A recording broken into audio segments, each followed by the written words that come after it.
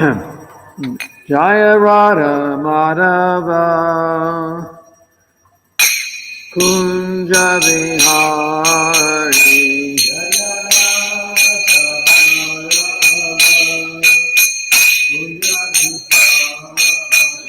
Jaya Radha Madhava Kunja Vihari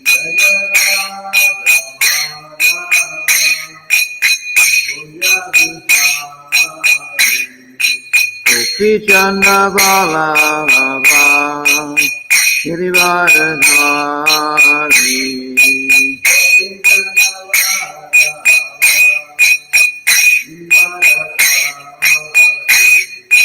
Gopi Chandra Balava Girivardhari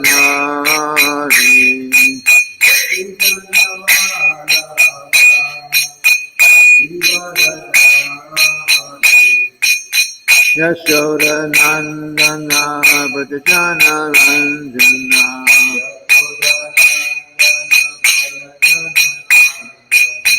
Yashoda Nandana Bhajana Ranjana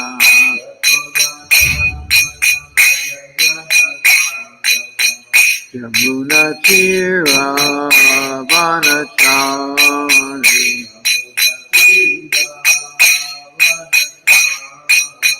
Yamuna Tira Vanachari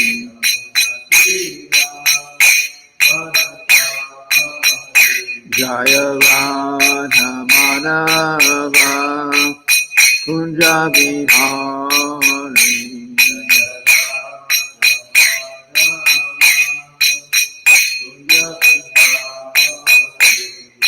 Gopi Jana Balava Girivardhari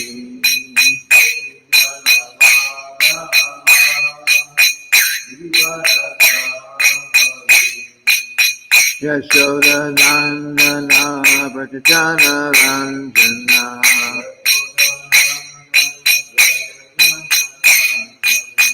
Yashoda Nandana Bhajana Ranjana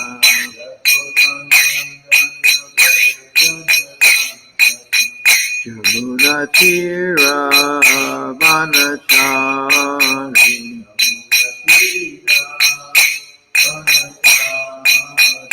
Yamuna Tira Vanachari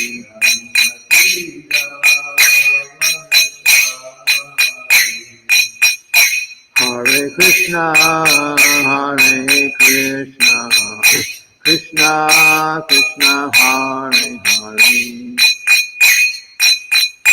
Hare Rama, Hare Rama, Rama Rama, Hare Hare.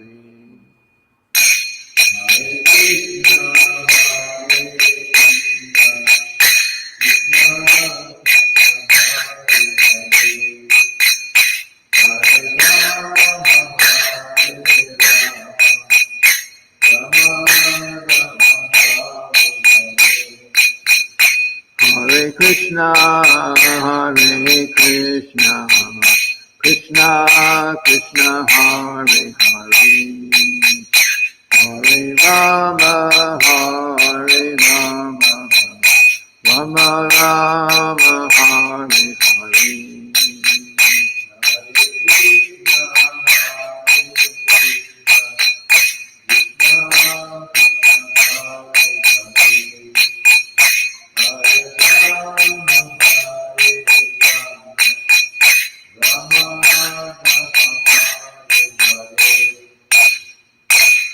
Srila Prabhupada ki jai.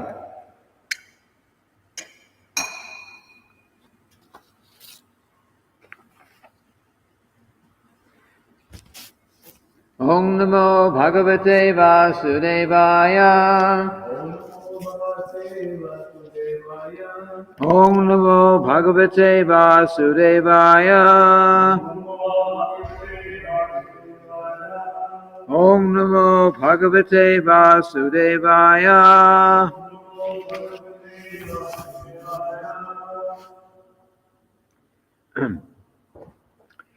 So we're reading today from the Srimad-bhagavatam, continuing with our reading from the 8th canto. Now we're in chapter 3 now, text number 6. Chapter is called Gajendra's Prayers of Surrender.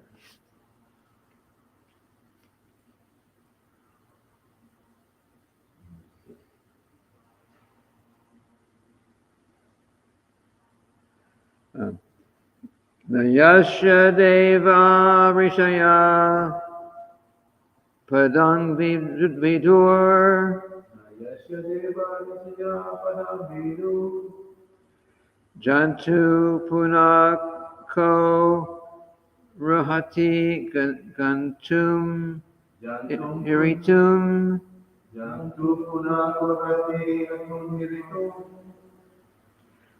yata natasya kriti bir vicheshato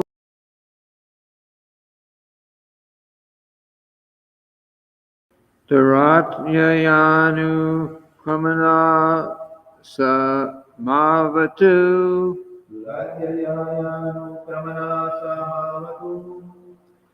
Nayasya Deva Rishaya Padang Vidur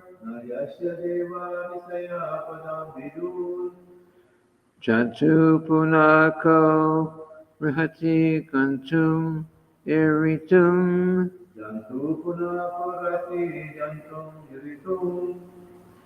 Yata Natasha Kritibir Vicheshato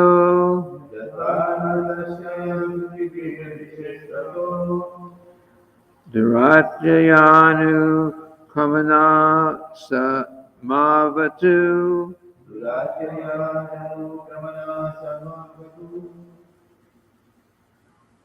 Okay. Nayasya Deva Rishaya Padang Vidur Jantu Punako Ridaya Kantum Iritum Yata Natasya Kritibir Visheshato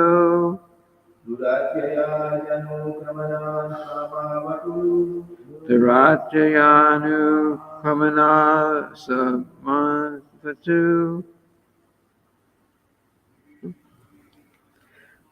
Okay, word for word synonym. Neither. Yasha, he of whom.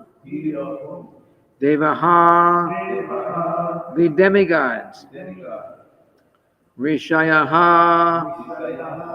great sages. Padam, position.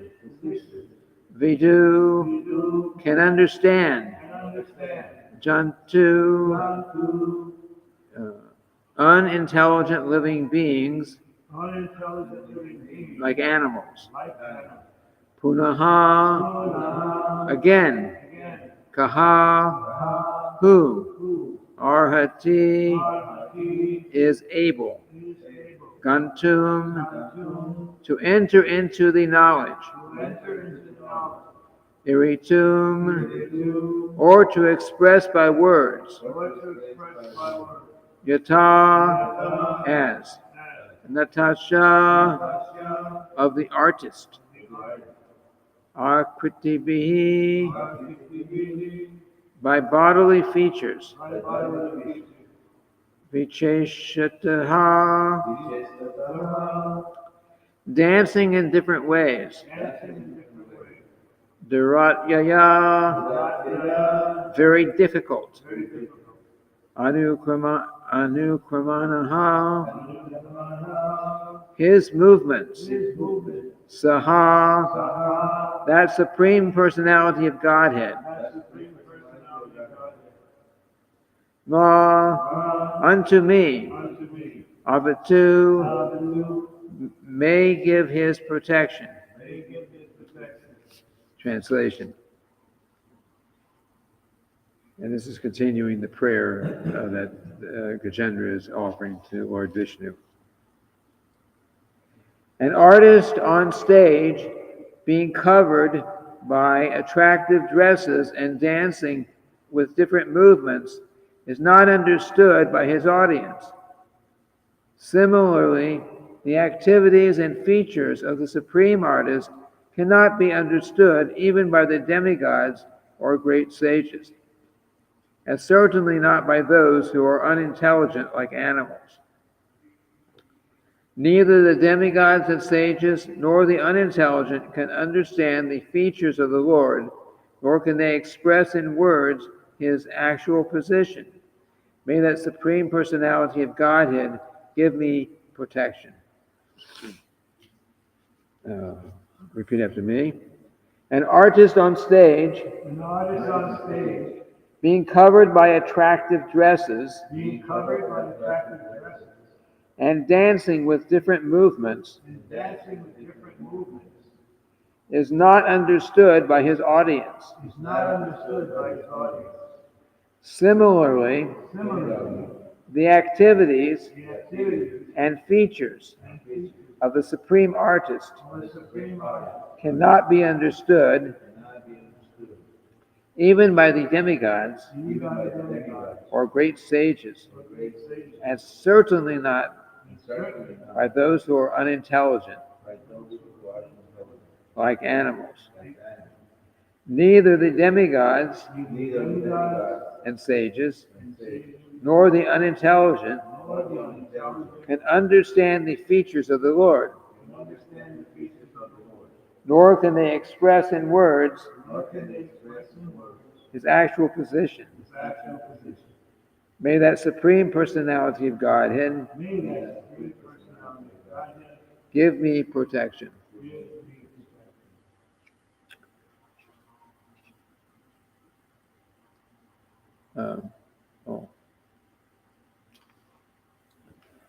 Purport, Srila Prabhupada.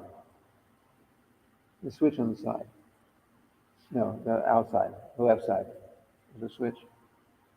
Yeah. A similar understanding was expressed by Kunti Devi. The Supreme Lord exists everywhere, within and without.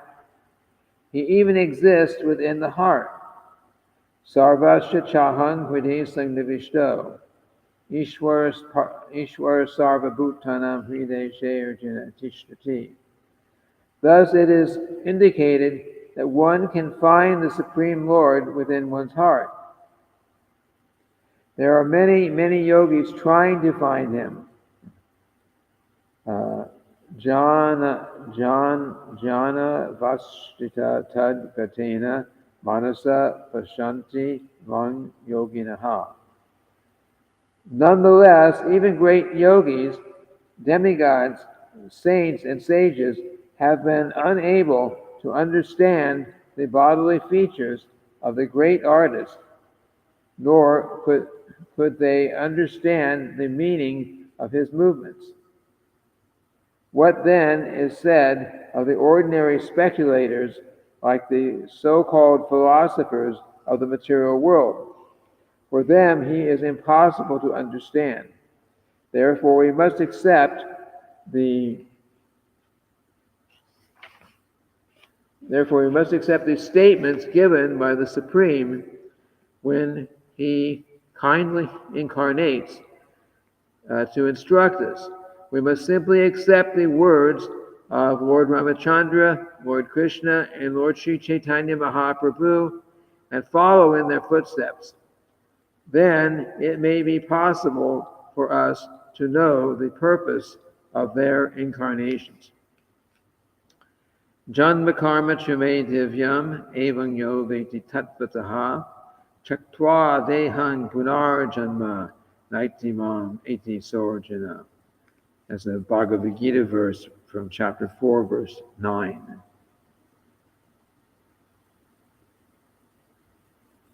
If by the Lord's grace one can understand him, one will immediately be delivered, even within the material world. The material body will no longer have any function And whatever activities take place with the body will be activities of Krishna consciousness. In this way, one may give up his body and return back home, back to Godhead. Om Jnana Timiranda Shadana Jana Shalakaya Chakshur Unmilitam Yena Tasmai Shri Gurave Namaha.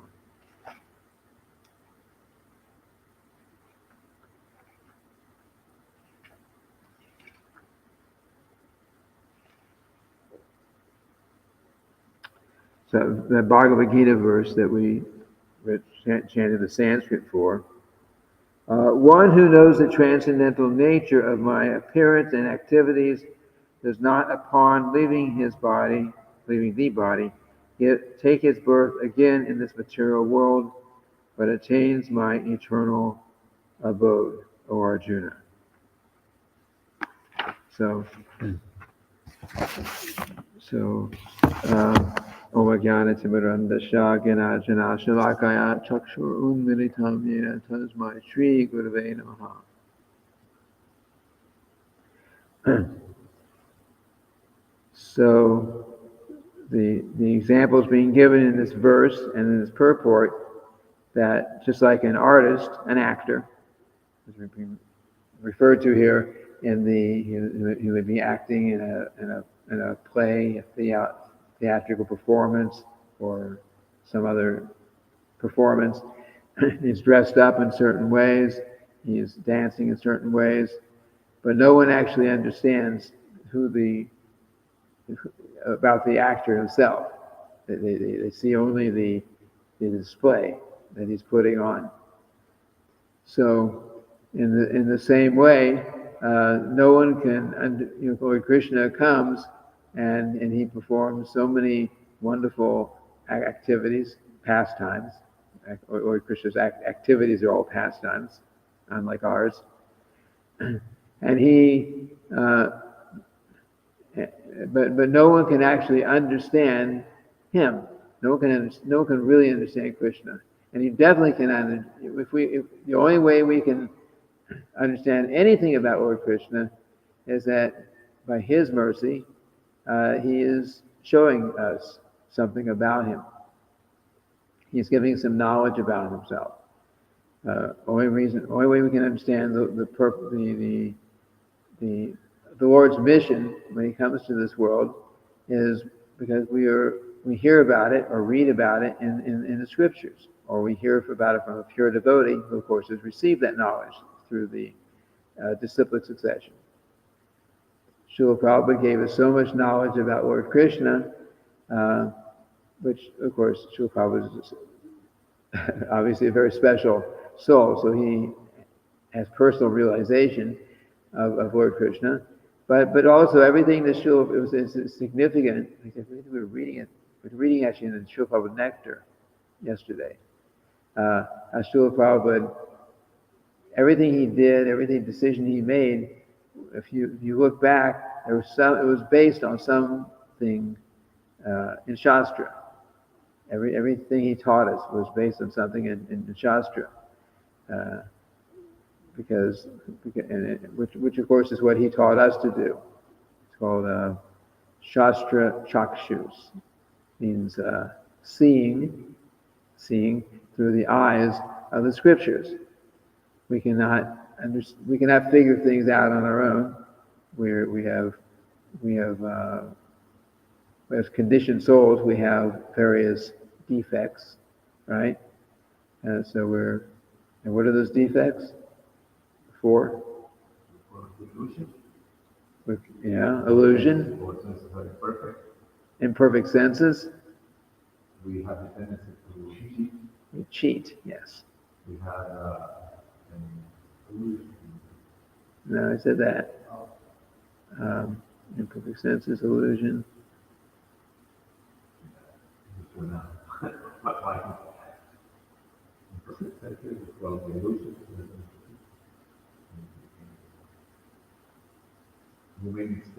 We make mistakes. Yes. So, as conditioned souls, we have those four defects. We make mistakes. We fall into illusion. We have imperfect senses, and we cheat. We have a tendency to cheat. So to get actual knowledge from either through our own senses or to get actual knowledge from hearing from someone else who's gotten that knowledge, their understanding through their own imperfect senses with all these defects, we cannot get proper knowledge. It's not possible. So therefore, there's this term Shastra Chakshus, which means that we see through the eyes of the scriptures. We don't try to figure things out. And then there's two kinds of philosophical speculation. One kind of philosophical speculation is where you try to figure out what the truth is by speculating. Jnanis, that's part of the process of jhana, which is trying to understand the truth by your own personal speculations. And then the other kind is, which is actually a good kind, you start off with the truth, and then you analyze and try to understand. You try to understand it better, based on actual knowledge.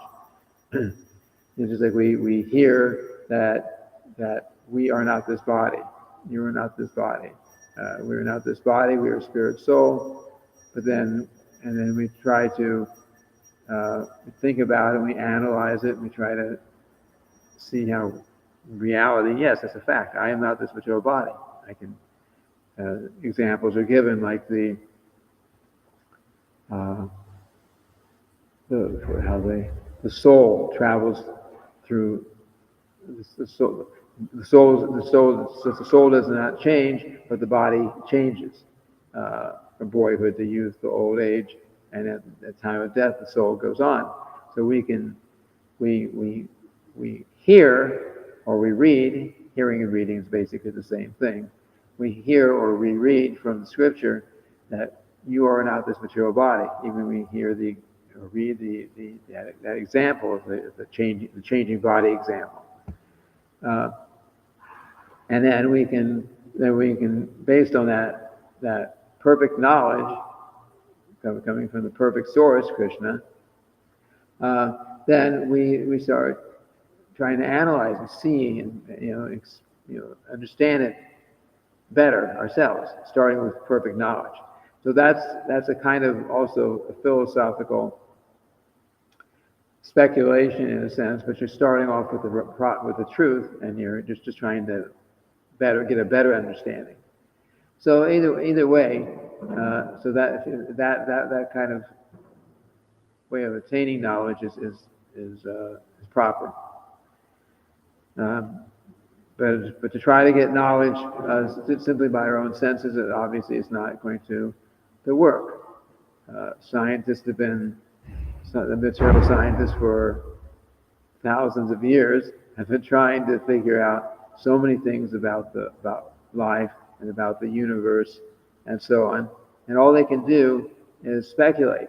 But the problem is that their speculations they put in the science books, the physics books, the different categories of material knowledge, and they don't present it as theory. They present it as like fact. They talk about Darwin's theory, but they present it basically as fact. They don't say, well, this is an idea, but we're not so sure about it. Yeah, they present it as fact,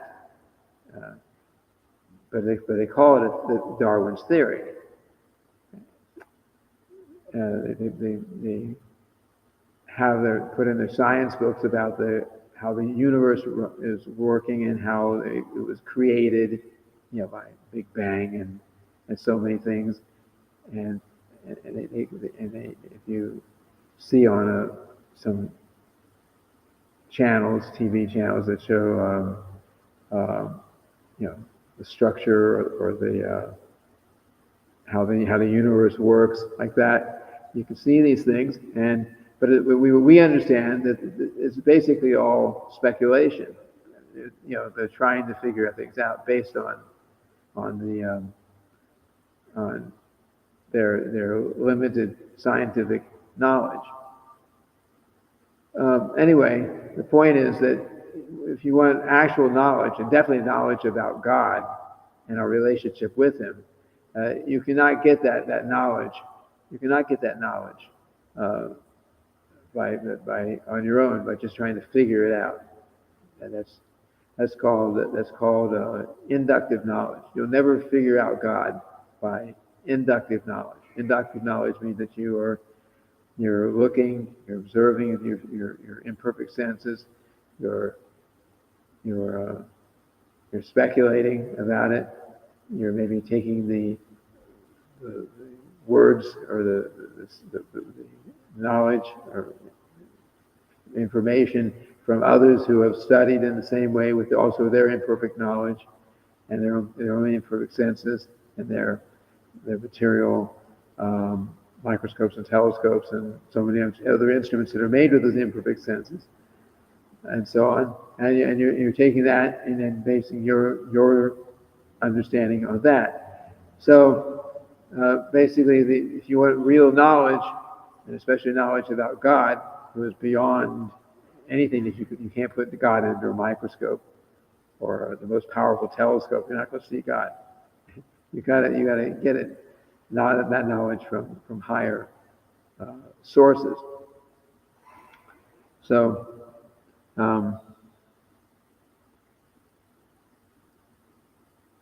And of course, that is what Srila Prabhupada has given us. He's given us that higher knowledge. He says, just don't bother trying to speculate about everything. Here is actual knowledge. Here is the Srimad-bhagavatam. Here's the Bhagavad Gita. Here's this higher knowledge. And if you want to understand something on the structure of the universe, it's there. Srimad-bhagavatam 5th canto is so much, and I'm sure other Vedic knowledge. There's also so much knowledge like that if you want.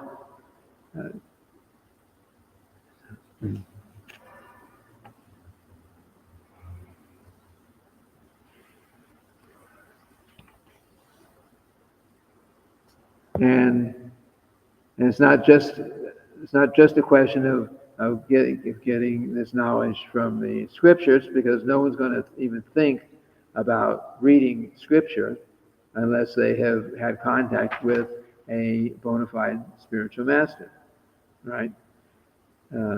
Spiritual life doesn't even, there is no spiritual life without accepting a bona fide spiritual master. And spiritual master, the Acharya, there are 3 qualifications, which are, what does one have to be? What does one have to have or be to be an Acharya? Who could be? One has to follow the footsteps of the previous Acharya. That's one. To be able to know the scriptures.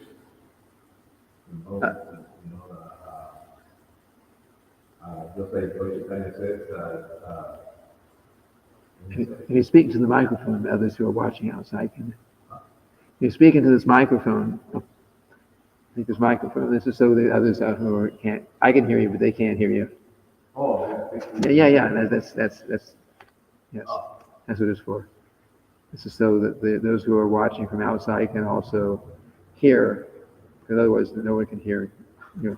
Well, let's see if I can come up with the answer, right? Yeah. Okay. The qualification for the spiritual master is to follow the Acharya, like I said before, to know the scriptures, like Deutsche Bank says, whoever knows the science of Krishna can become a spiritual master. And that would, to me, that would be the second point. And the third. Well, okay, those 2 actually count as one. So he's getting perfect knowledge through the disciplic succession, and he is living according to that knowledge, acharya. So it means He's a Bhagavata. yeah, person Bhagavat. Bhagavata. So we have the book Bhagavat, person Bhagavat. So he's got the knowledge from the right source. He's living according to that knowledge. He's living that knowledge, and he's teaching that knowledge. So yes, so there's three things. So and then we who are practicing Krishna consciousness.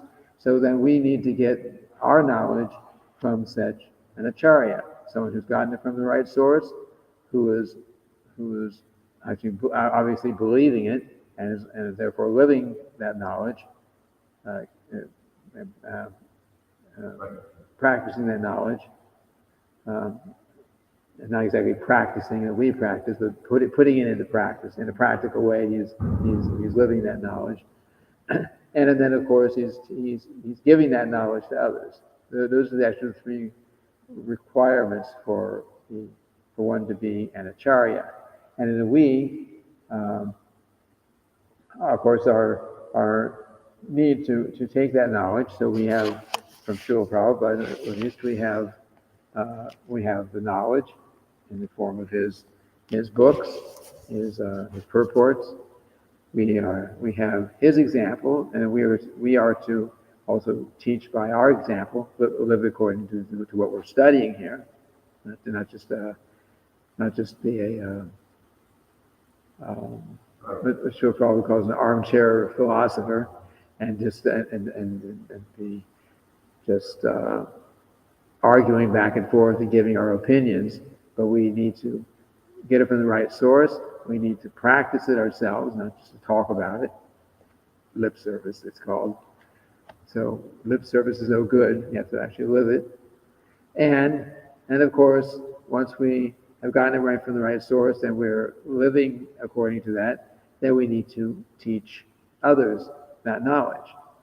So we are also supposed to be acharyas. This is what Srila Prabhupada wanted. It's not that he was just going to be big acharya, founder acharya, and nobody else is going to be serious. We also need for our own benefit to become Krishna conscious, and so that we can teach this knowledge to others, which is also has become our duty. We basically inherited the responsibility after Srila Prabhupada to practice this knowledge and to give this knowledge to others. In fact, then that's what we have to do, and we are.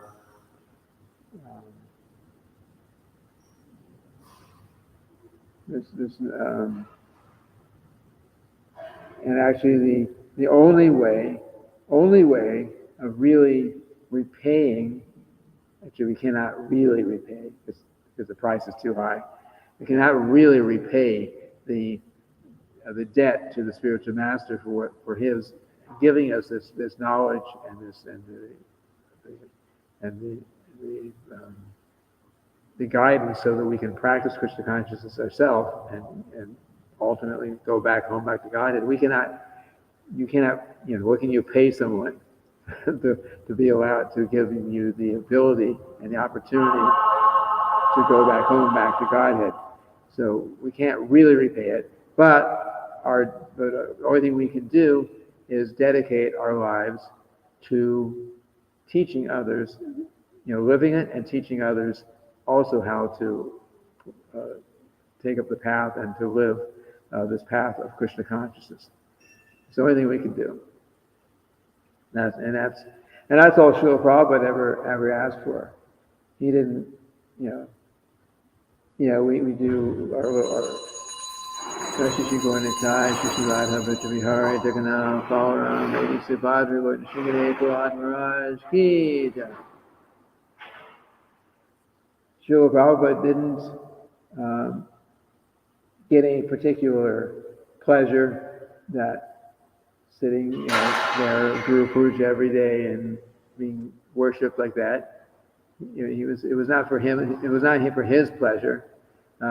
Actually, he says that the Guru Puja, the spiritual master accepting the worship in that way, is meant to teach us the position of the spiritual master.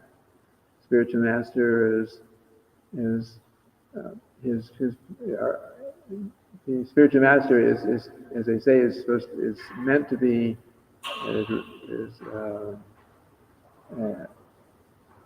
the spiritual master said is as good as God, or is to be respected as good as God, because why? He does what? How? Well, of course, it's because he is the representative of God. And how is he representing God? Yeah, how is he actually God? How is God actually appearing or manifesting through the spiritual master? No? He's appearing through the spiritual master, the same as the other question. He's appearing through or manifesting through the spiritual master in two ways. One, the spiritual master is giving that knowledge, Acharya. He's giving that knowledge, and second, he's the example of how to act in Krishna consciousness is being shown by the spiritual master. Just like Lord Chaitanya, he came in the mood of a devotee, and so of course he gave perfect knowledge, which also the same knowledge is already in the scriptures, and he also gave perfect example of being a devotee, a pure devotee of Krishna, like that. So this is how the spiritual master is actually giving. Actually, this is why the spiritual master is to be treated and understood to be as good as the Supreme Personality of Godhead. And then the spiritual master's position is, it's called Guru Tattva. So Tattva literally means truth. It literally means truth. Guru Tattva, Vishnu Tattva, Jiva Tattva. But truth means, in this sense, means like a principle. So this is a principle of Guru, the principle of God, Vishnu Tattva, for the principle of principle of being the jiva soul, like that. So the guru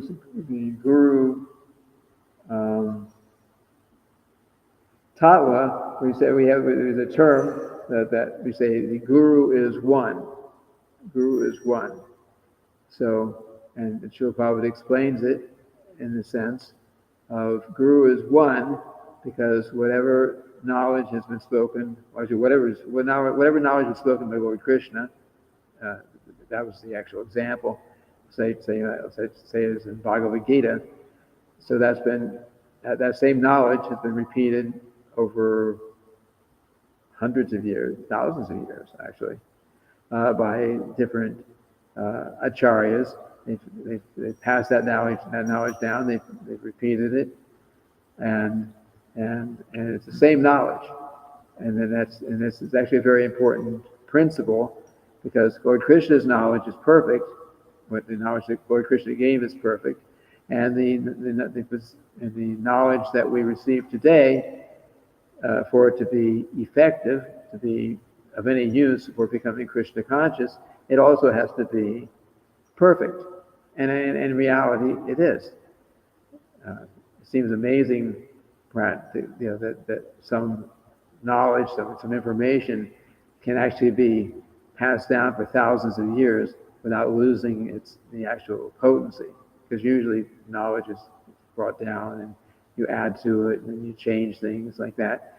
But the position of the parampara, which is the line of spiritual masters and disciples and their disciples and so on, that have handed this knowledge down over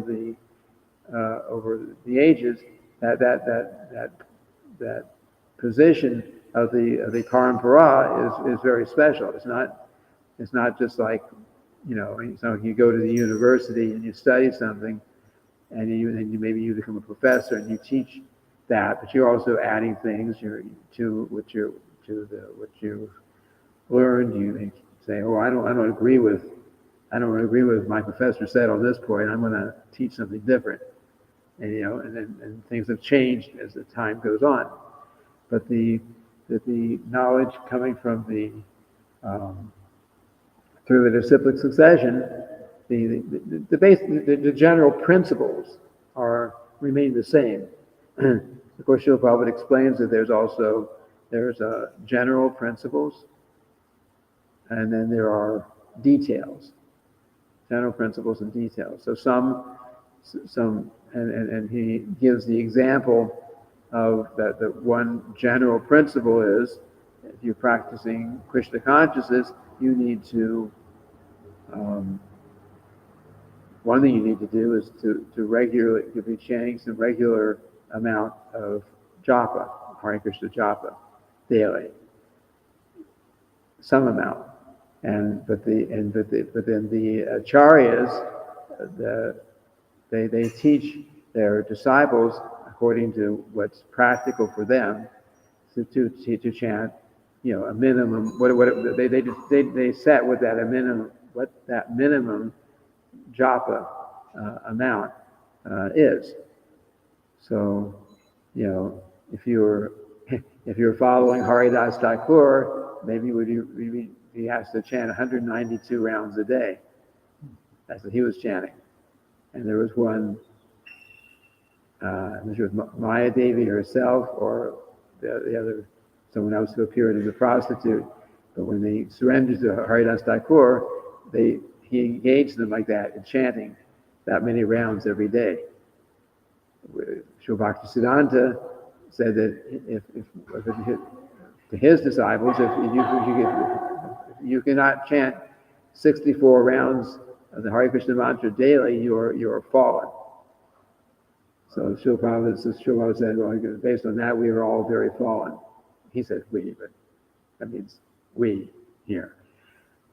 So Srila Prabhupada established his standard, which was 16 rounds minimum a day. So that's a detail that the acharya, the empowered acharyas, will make those decisions. But then of course we have to live according to that, according to the standard that the qualified acharyas have established. Anyway, all this about disciplic succession and everything goes back to the point of this verse, and the point of this verse is that the only way that we can actually understand Krishna, only way we can actually understand well, in this example, this analogy, the actor, the artist who's up there in his costume, and understand who he is and what his real mission is and what his real purpose is. The only way we can understand that is through the disciplic succession, through by the mercy of the spiritual master, like that. We cannot. There's no way we could figure these things out on our own. Even the demigods are confused. They don't understand what is what, and what to speak of as ordinary human beings on this planet. And of course, for the animals have they're unintelligent, and intelligence, if you look at Srila Prabhupada a lot of times gave specific definitions. He gave specific definitions for certain words. So intelligence, what is the definition? Srila Prabhupada's definition of intelligence? the ability to analyze a situation in proper perspective. And of course that comes after knowledge. So knowledge means what? Other information. No, that's a modern idea, getting information. Knowledge means to understand what is material, what is spiritual, and who is the controller of both. That's knowledge. So intelligence means that you try to understand what to do, what not to do, based on that knowledge.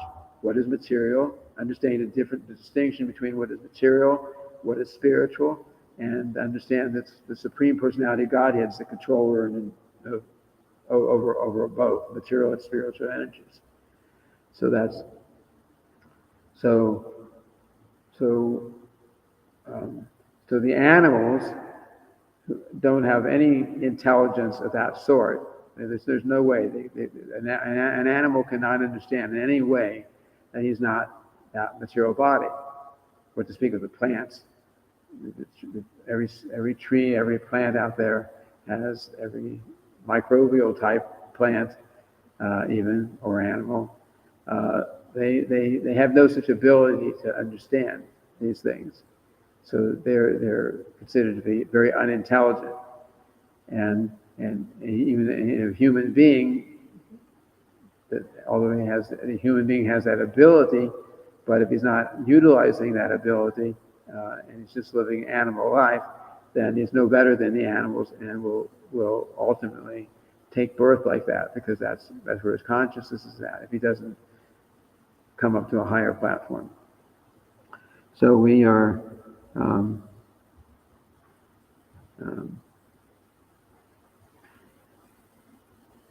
so Srila Prabhupada says here in the purport, there are many yogis trying to find the Lord in the heart, and usually unsuccessfully.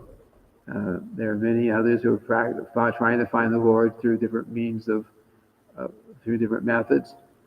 But ultimately, the only way that we can understand the Lord is by Him giving us that knowledge, which He does through the mercy of His representatives, the bona fide spiritual master.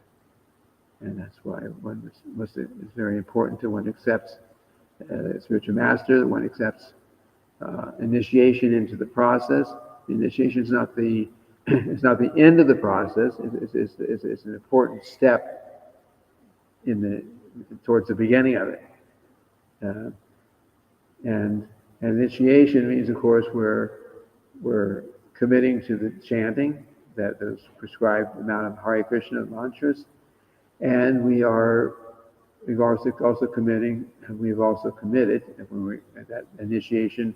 We've also committed to abstaining from those four activities: eating meat, fish and eggs, having illicit sex, getting intoxicated, and gambling. We've agreed to these things, and then once initiated, we still continue on the path. If we can't even follow the regular principles, then we can't really make very much spiritual advancement. We can keep chanting all the time, but without following the regular principles, the chanting will not be very effective. We can do so much service, but as long as we're not following the regular principles, then that service will be, the benefit will be, it'll be minimized. It'll be we won't get the full benefit of it. We can chant Hare Krishna a lot, but our chanting will not be very effective, or not fully effective, if we're not following the regular principles.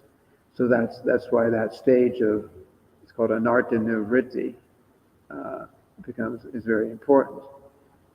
But if we can start off, the process, shraddha, faith, association of devotees,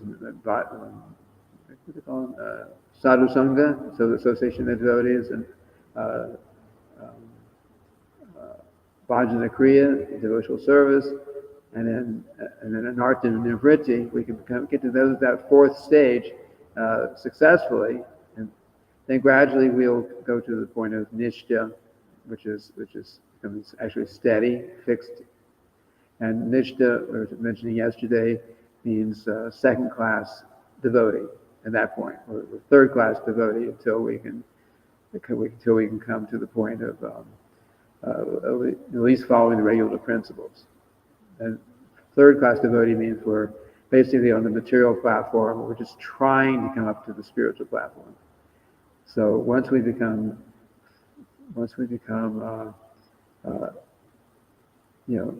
strict and in following the principles of the anartha and nivritti platform, then we can actually start making good spiritual advancement, and we become steady, and all the other stages will come automatically just by staying on that platform. So real advancement starts, and in reality, Srila Prabhupada says that the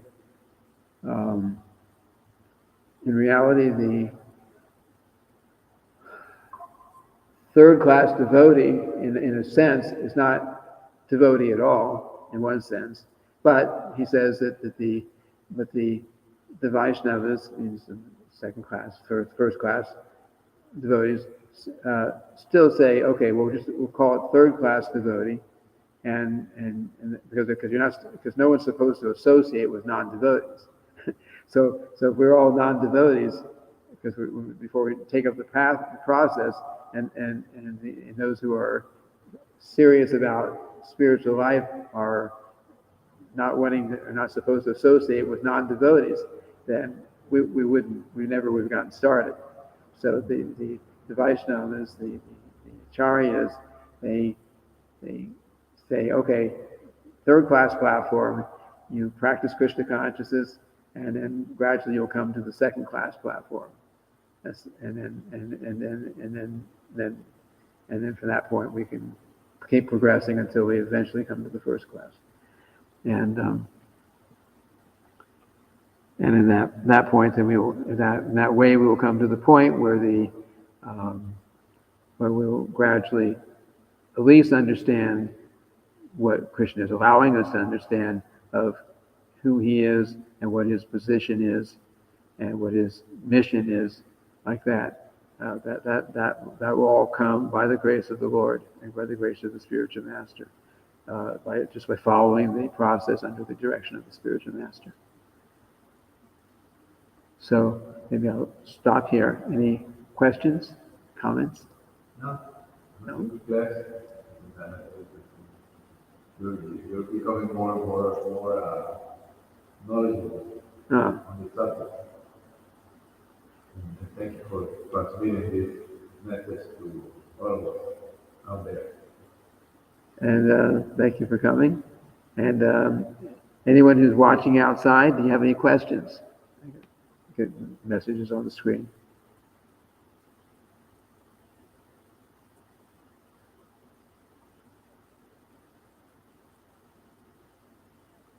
Okay. Well, I don't see anything coming in. So then I guess we'll end here. Tomorrow's Sunday. Tomorrow we read Chaitanya Charitamrita. Okay, we'll end here. Srila Prabhupada ki jai. Srimad-bhagavatam ki jai.